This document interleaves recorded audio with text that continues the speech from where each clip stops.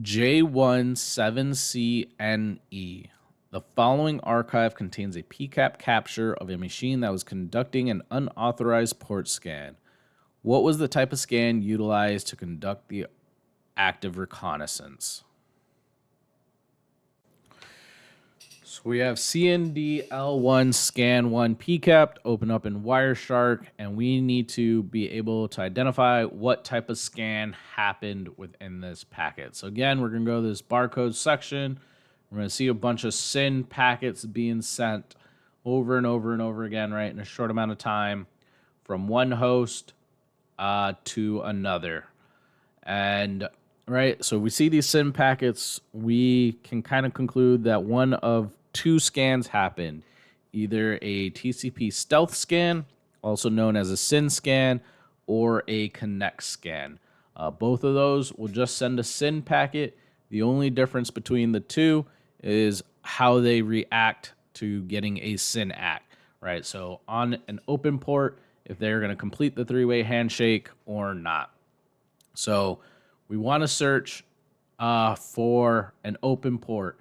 And the easiest way to do that, or we want to search for when the server responded with a SYN ACK on an open port. And the easiest way to do that is to use our TCP flags. So we can use the hexadecimal value of a SYN ACK, which is 012. We hit enter.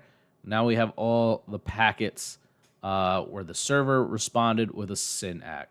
If you take note, these top three, those are not part of the scan, right? So those would throw you off if you use that as a response, right? When we went through this packet earlier in a previous question, we identified that the 192.168.65.20 was the attacker, and it was scanning the 10.50.35.99. Another Wireshark filter you can use instead of the hexadecimal value. You can do tcp.flags.syn == 1 and tcp.flags.ack == 1, and you'll get the same value. So we want to pick one of these packets down here that was part of the scan.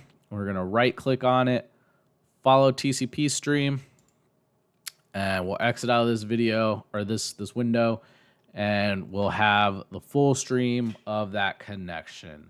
So if we follow what happens, the 192.168.65.20 sent out that original SYN packet on port 135 for the host 10.50.35.99. The 35.999 responded with a SYN ACK, right? So this port was open, and then the attacker or the host conducting the scan acknowledged receipt of that packet. So this completed the three-way handshake, and in this case, right, this would be a TCP connect scan.